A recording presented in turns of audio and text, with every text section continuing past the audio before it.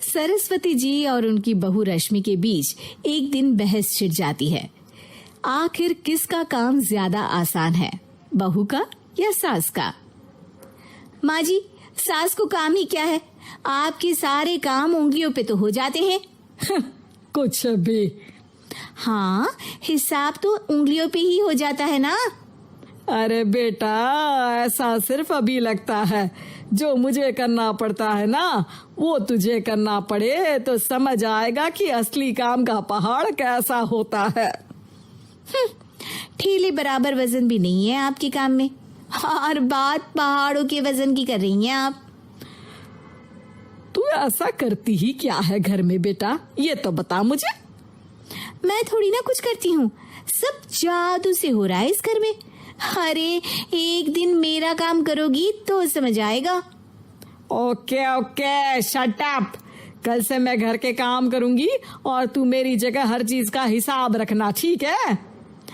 ठीक है, ये भी कर लेते हैं। ये सास बहू की डील के बारे में रश्मि के पति अमन को नहीं पता था और ना ही अमन के पिताजी सुरेश जी को। पर गेहूं के साथ साथ जैसे घुन भी पिस जाता है, ये दोनों भी पीसने वाले थे। सुबह अमन उठकर रेडी होता है ऑफिस जाने के लिए, तो पता है उसके कपड़े नहीं निकले हुए हैं। अरे रश्मि, तुमने मेरे कपड़े नहीं निकाले? अपनी माँ से पूछो ना, उन्हीं का काम है ये। अमन अपनी माँ के पास जाता है। अब मेरे कपड़े आज आप देने वाले हो क्या माँ?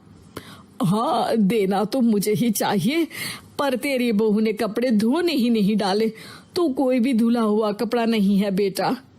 हैं? ऐसा क्यों? कपड़े तो धोने आप ही देते हो ना माँ? अरे बहू ने तुझे बताया नहीं, अब हम अदल बदल गए हैं। मैं अब बहू और तेरी बीवी सास। अमन परेशान हो गया। वो बिना इस्त्री के कपड़े पहनकर ऑफिस चला गया।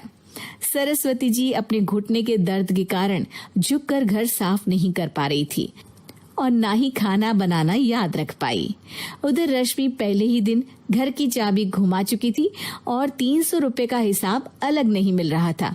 पर दोनों का ही घमंड कैलाश पर्वत से भी बड़ा था और दोनों ही खेमे एक दूसरे की बात मानने को बिल्कुल तैयार नहीं थे। शाम को जब सुरेश जी और अमन खाना खाने बैठते हैं तो सरस्वती जी उनके सामने गाजर और पपीते लाकर रख देती हैं। अरे माँ, ये क्या है? ख्याली पुलाव के साथ सलाद। माँ जी खाना बनाना भूल गई लगता है। अरे एक एक चमन्नी का हिसाब है मेरे पास, खाना बनाना कैसे भूल जाऊंगी? ये तो मैंने पढ़ा था कि फल फ्रूट खाने से सेहत अच्छी रहती है, इसीलिए ये ले, एक फल खा ले।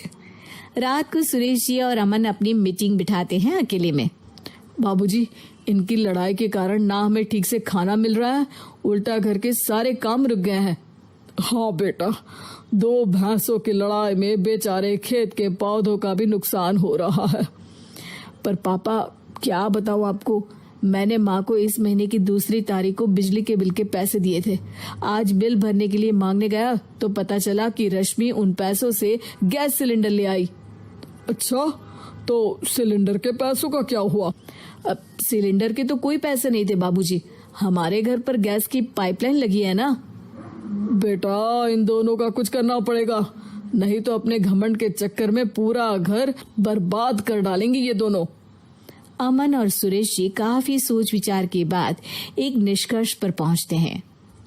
रात ही को दोनों अपनी पत्नियों की अलमारी से नई साड़ी निकालते हैं और सुबह जब रश्मि और सरस्वती जी उठते हैं तो देखते हैं कि दोनों पति साड़ी पहनकर चढ़ाव पर सब्जियां काट रहे हैं।